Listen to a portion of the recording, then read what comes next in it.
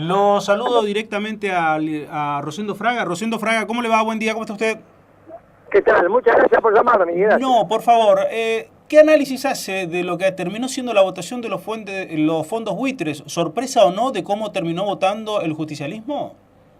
Bueno, mire, yo creo que a lo mejor sorpresa, si esto lo pensábamos 5 o 6 meses atrás, no tan sorpresa, si recordamos que el día que asumió Macri ya convocó a lo que él llamó el arte del acuerdo, ya en diputados habíamos visto, ¿no es cierto?, que se había, por casi 2/3 también, se había votado los holdados, que en la provincia de Buenos Aires la gobernadora Vidal, teniendo también minoría en ambas cámaras, había logrado esa misma semana aprobar la emergencia de infraestructura.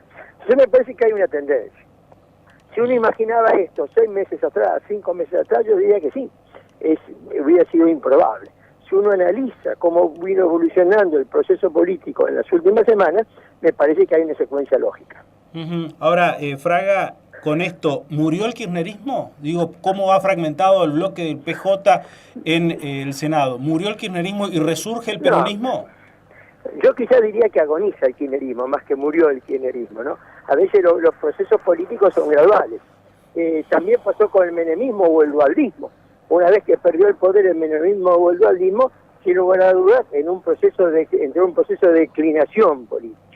Pero creo que lo que nos va a determinar si realmente el kirchnerismo murió va a ser la elección legislativa del 2017. ¿Esa será o será la economía y la marcha de la misma? Saber si finaliza o no el tránsito del kirchnerismo por la vida política. Bueno, sí, yo creo que jugaron un papel. Me da la impresión que aunque hipotéticamente, aunque el gobierno de Cambiemos no le fuera bien, me da la impresión que hay otras expresiones que van surgiendo del peronismo, ¿no es cierto?, que pueden tener capacidad de capitalizar o ser alternativa a esa situación. Pero todavía el kirchnerismo va a ser un protagonista.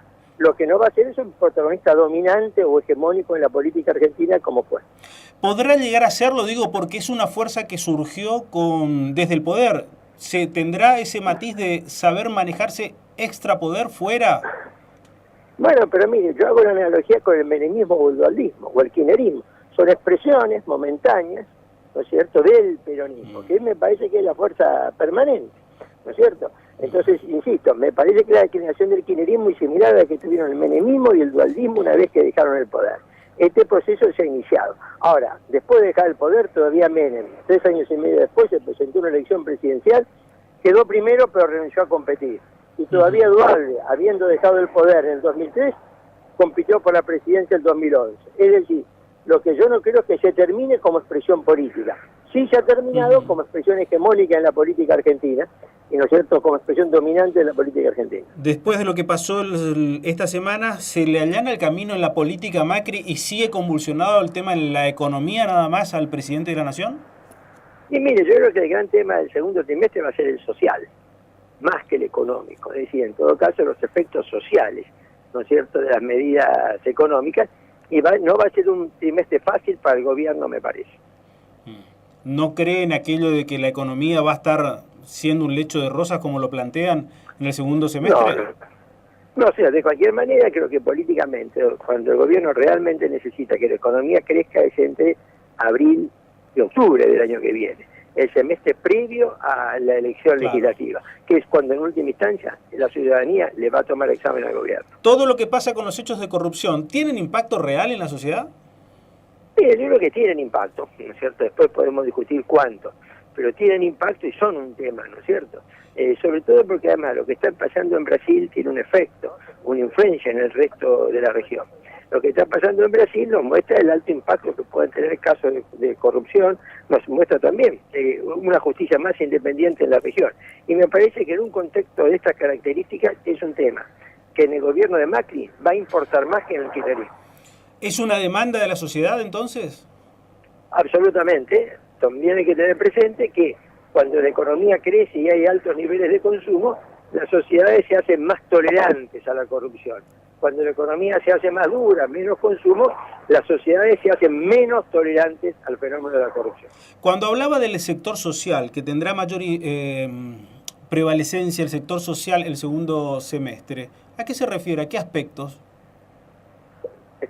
Conflictos, desempleo, tensiones. Me parece que toda esta temática es la que va a tener el segundo trimestre importante. ¿Recobrarán un enorme protagonismo los sindicatos? Cierto, en parte sí, pero también gran parte del conflicto social hoy está fuera de los sindicatos.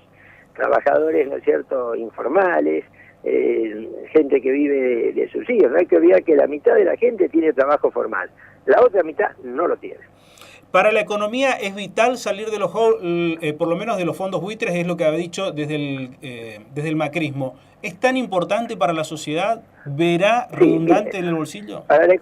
Para que la economía crezca es una condición necesaria, pero no suficiente.